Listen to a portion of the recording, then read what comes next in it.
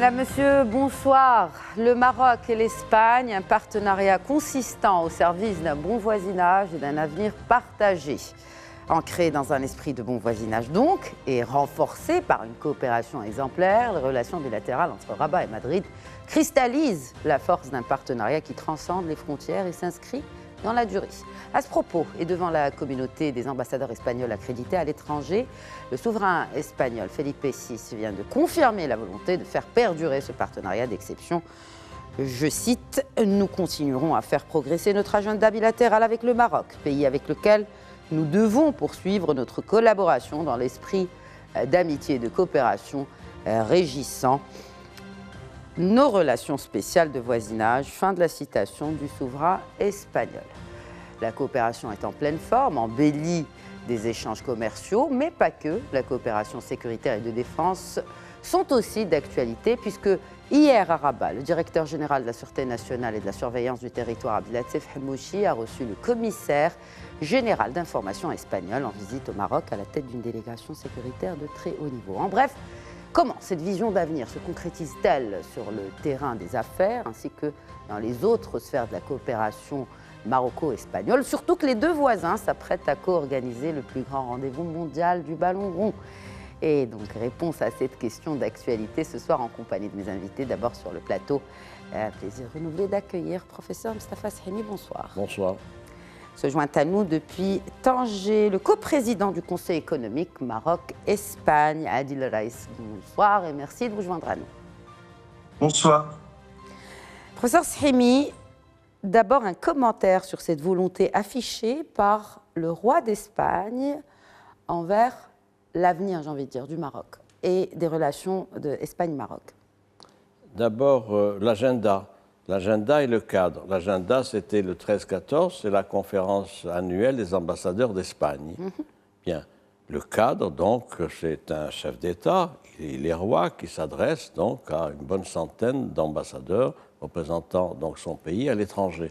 C'est l'occasion pour le souverain espagnol de faire le point sur la politique étrangère de son pays, bien sûr, mais aussi de mettre en relief un certain nombre d'axes qui donnent une particularité à la diplomatie espagnole, qui par ailleurs est intéressante à beaucoup d'égards, mais ce n'est pas le sujet. Ce qui nous intéresse ici, c'est évidemment les mots forts, il faut bien le relever, qu'il a utilisés pour parler des relations bilatérales avec le Royaume du Maroc. Il a appelé à l'amélioration et à la poursuite d'un agenda de coopération. Il a salué évidemment le caractère spécial des relations avec Rabat, c'est extrêmement important. Il a également mis l'accent sur un certain nombre d'orientations qui doivent contribuer à décliner et à consolider le bilatéral entre les deux pays. Je crois que c'est extrêmement important.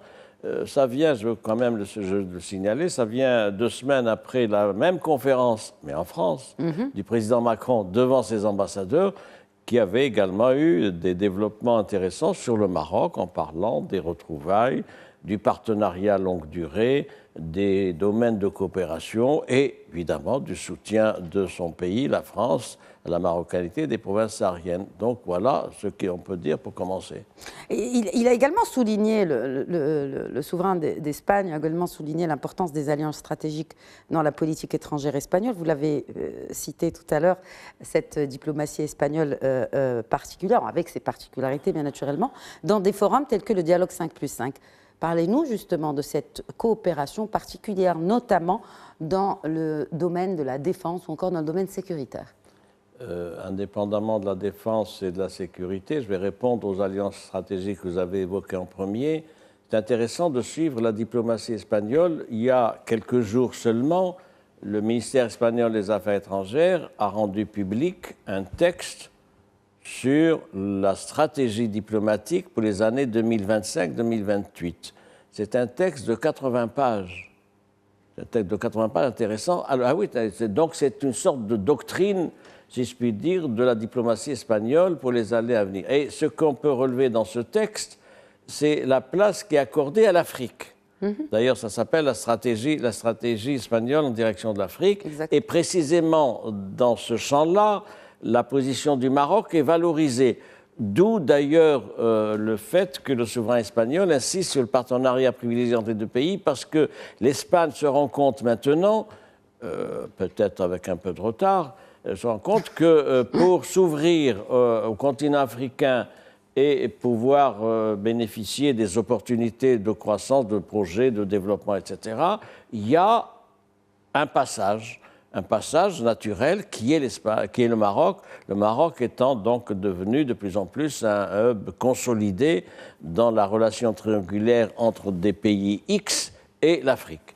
Et je crois que c'est important. Alors la coopération militaire, elle se porte bien. Nous avons d'excellents rapports entre les deux armées avec des échanges, des manœuvres communes, des programmes de formation.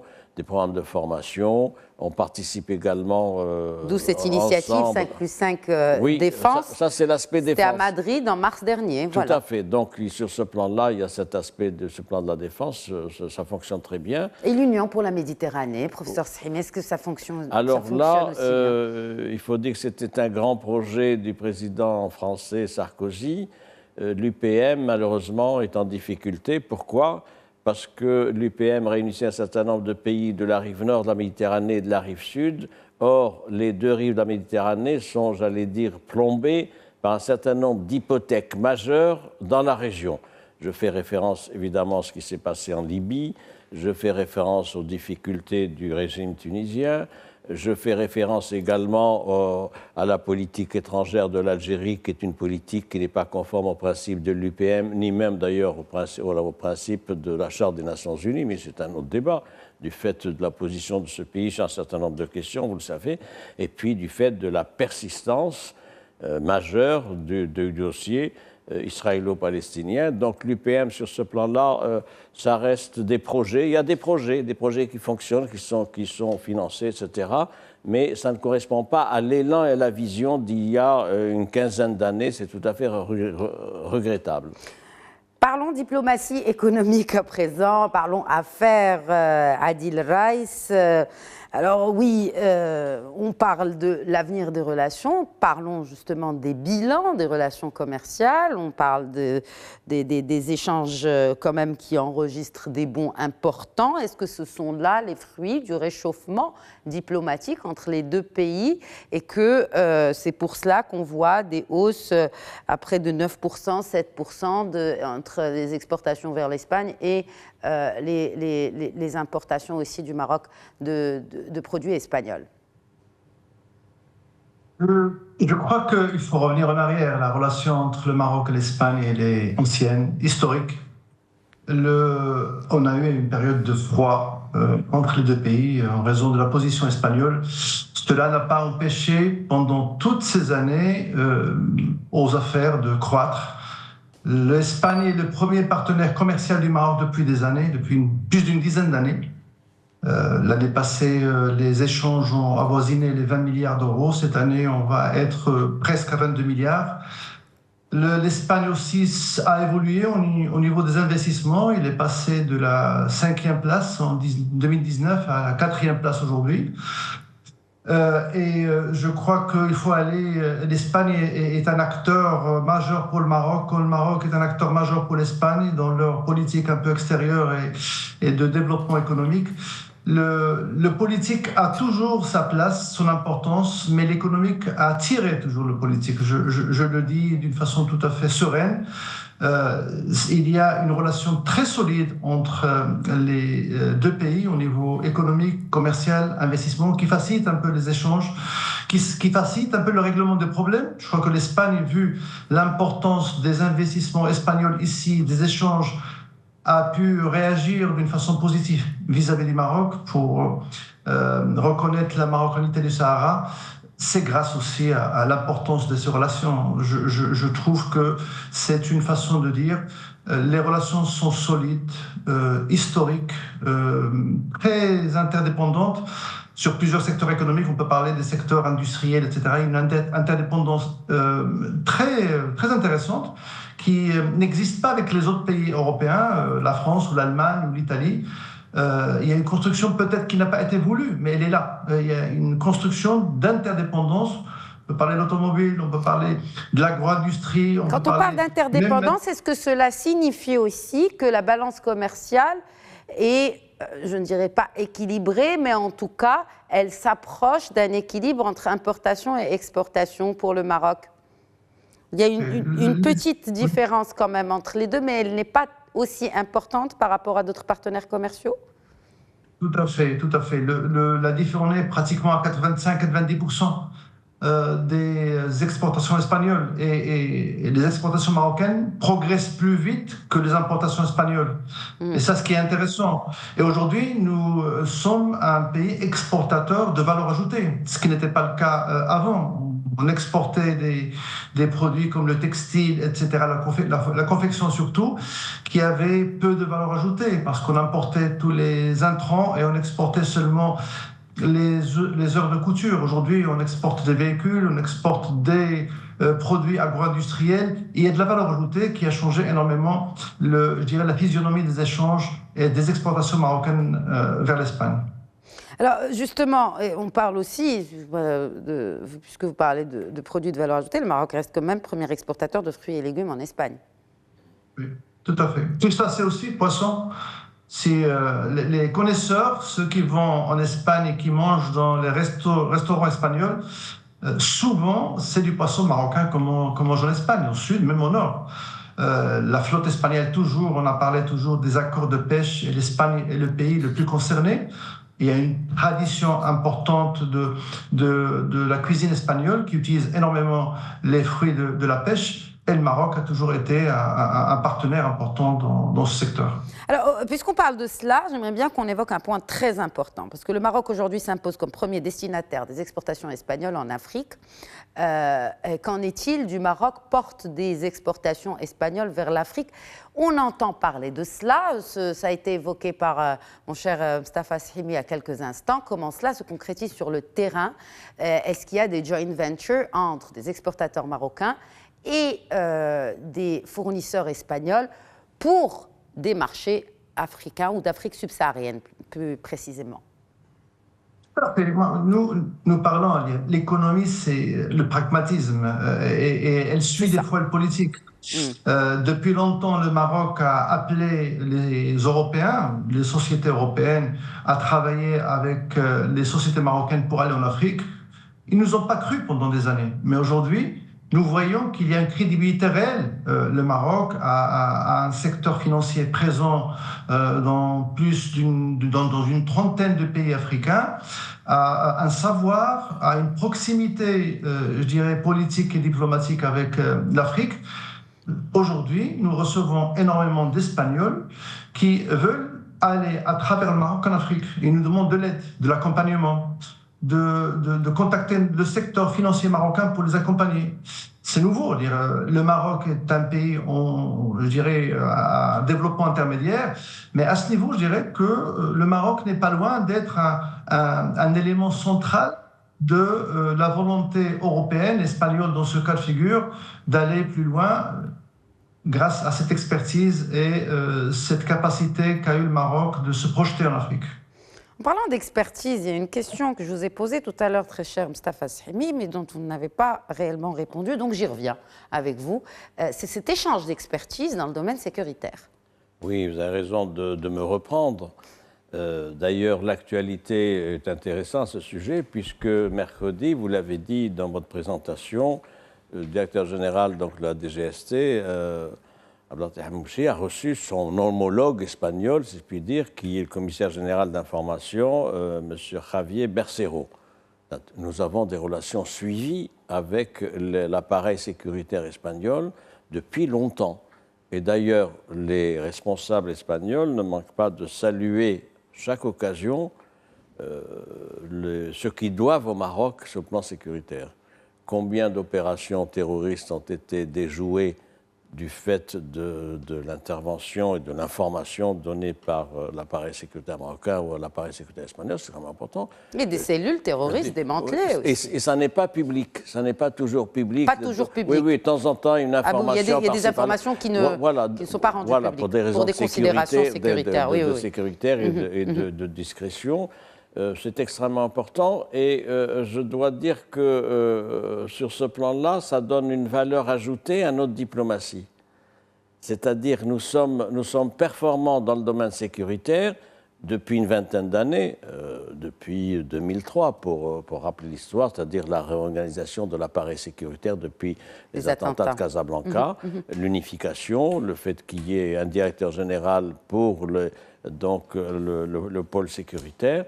Et puis, il y a une expertise marocaine qui est appréciée par l'Espagne, évidemment, mais aussi par la France, par d'autres pays, saluée aussi par les États-Unis, etc.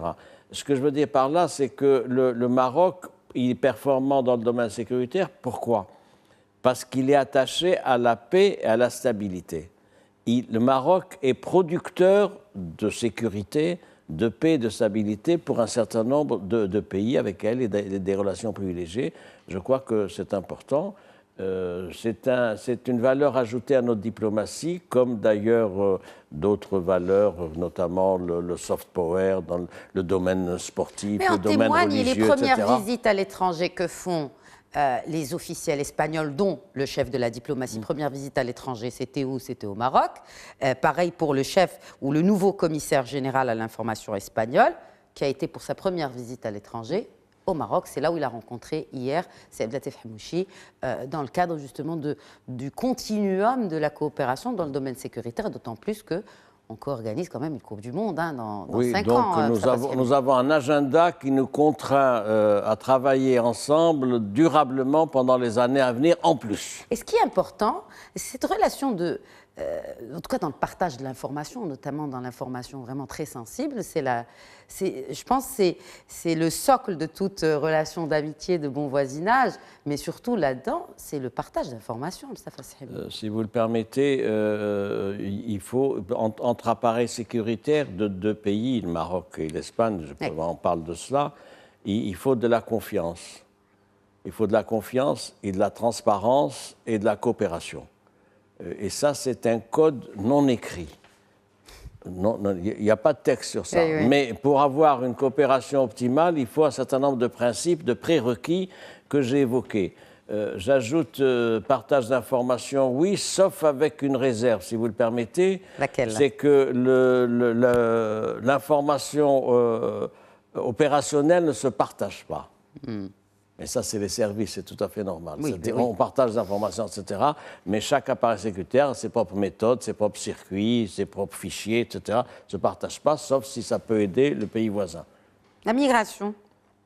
Alors, moi, sur la migration, parce que ça fait quand même partie des socles de ce partenariat de bon voisinage, d'abord, et aussi comment le Maroc se distingue-t-il par rapport aux autres pays de la rive sud de la Méditerranée dans son appréhension de la question de la migration et comment cela se voit dans ses relations bilatérales ou multilatérales d'ailleurs avec l'UE de manière générale sur cette question très sensible, centrale aujourd'hui pour l'opinion publique et les politiques européens.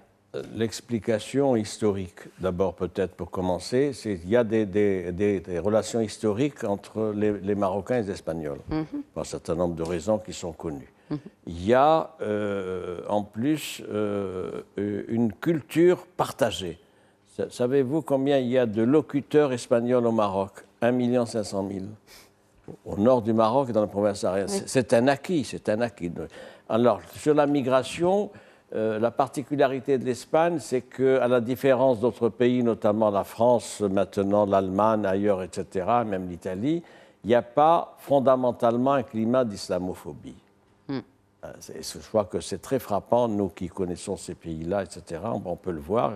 Il y a de temps en temps, mais globalement, il n'y a pas un climat d'islamophobie. Et donc, notre émigration, elle est dans des conditions correctes en Espagne, des conditions correctes de convivialité, de partage, etc. Mais on l'a vu lors des dernières inondations qui ont démontré vraiment l'élan de solidarité, comme ce qu'on avait vu pour le séisme de l'Haouz, on l'a vu dans les inondations qui ont frappé le sud de l'Espagne. C'est de l'affectif, c'est l'élan du cœur. Et ça, c'est important, on n'a pas ça avec d'autres pays. Pour la migration, nous avons à peu près une communauté de 900 000 migrants en Espagne, dont plus de la moitié sont des binationaux. C'est extrêmement important. Oui. Et donc, tout ça crée des liens. J'ajoute peut-être, c'est la dimension humaine, que nous avons 11 000 étudiants dans les universités espagnoles.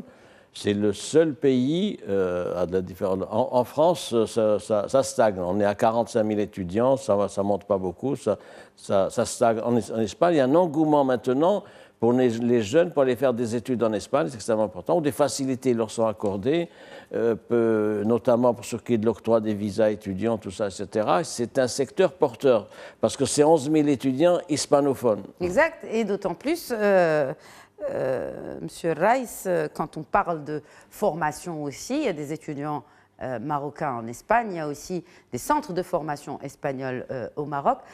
Comment cela va-t-il jouer en faveur, et comme l'a appelé de ses voeux le roi d'Espagne, pour dynamiser davantage cette coopération bilatérale entre Rabat et Madrid? Pour compléter ce que disait maintenant le professeur, c'est que l'Espagne aujourd'hui, au niveau de l'enseignement supérieur, a atteint un niveau d'exception, d'excellence. Il y a des écoles de commerce, c'est-à-dire les études ne sont pas en espagnol, sont en anglais. Je peux parler de l'IE, je peux parler d'autres instituts très importants. Ils sont en train d'attirer les meilleurs étudiants marocains, étrangers, mais marocains. Beaucoup préfèrent aller en Espagne au lieu d'aller aux États-Unis, au lieu d'aller en France, pour la qualité de ces grandes écoles de commerce qui existent en Espagne.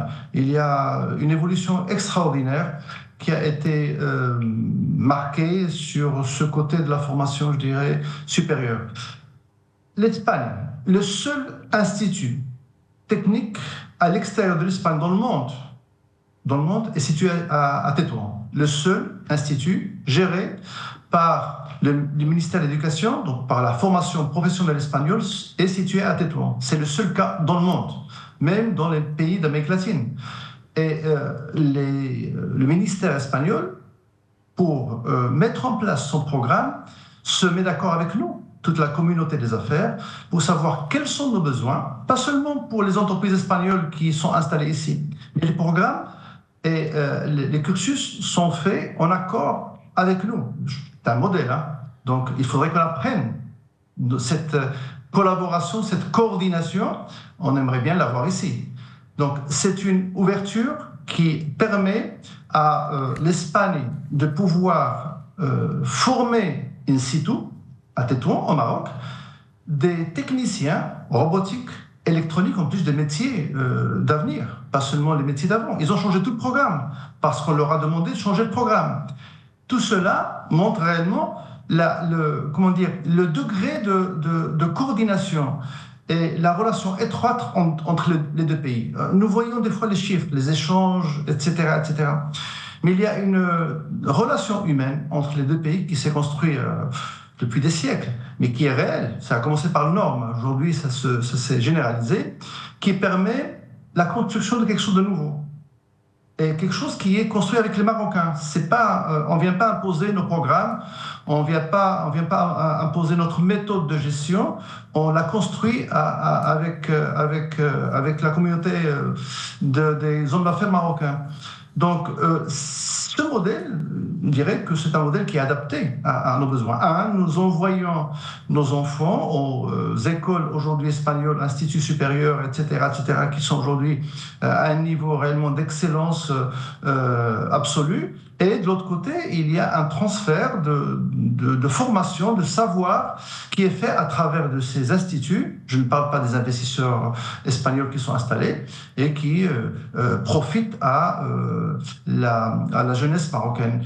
C'est un modèle. Et la formation professionnelle, je peux témoigner d'une visite de la secrétaire générale de la formation professionnelle qui est venue ici au Maroc, s'est réunie avec la formation professionnelle marocaine, avec l'ANAPEC, etc., pour offrir leur savoir, leur modèle. Alors, n'oublions pas que l'Espagne aujourd'hui est à la pointe de ce que nous appelons, nous, formation-insertion. C'est un programme qui a été construit en Espagne, qui est une réussite totale jusqu'à maintenant. Et c'est grâce à ça qu'il y a une croissance économique importante de l'Espagne. C'est le pays européen qui a le plus cru l'année passée. Le pays aussi qui a reçu 100 millions de touristes, n'oublions pas ça, c'est grâce aussi à un savoir en matière de formation qui est très intéressant et qui nous intéresse, nous, Marocains.